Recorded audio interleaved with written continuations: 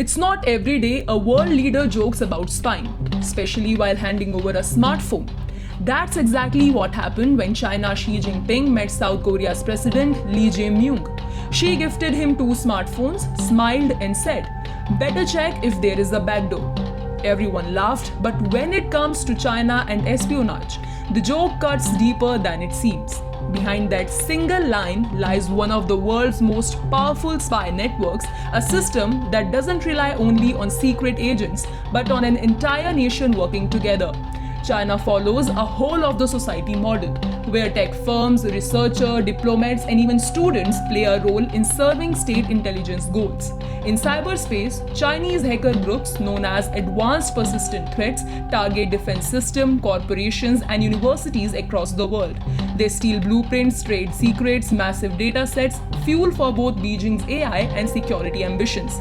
But spying doesn't stop online. China also uses human intelligence, recruiting insiders in the foreign companies and labs through money, ideology, or pressure.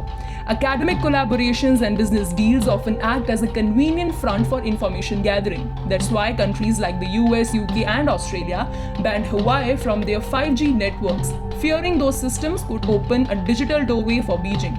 China also projects influence through the United Front Work Department, building networks among overseas Chinese groups, business leaders, and even local politicians to push pro-Beijing narratives and quietly collect information.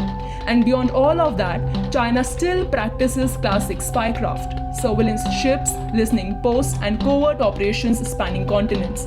Then in 2017, Beijing gave this vast system a legal cover. It passed the National Intelligence Law, requiring every citizen and company to support and cooperate with the national intelligence work. Even private Chinese firms abroad can't legally refuse if the government demands access.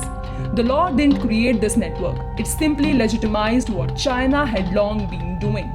Years earlier, between 2010 and 12, Chinese counterintelligence dismantled the CIA's spy network inside China, capturing or killing more than a dozen informants. It was one of America's biggest intelligence failure and proof of how deep Beijing's system already ran.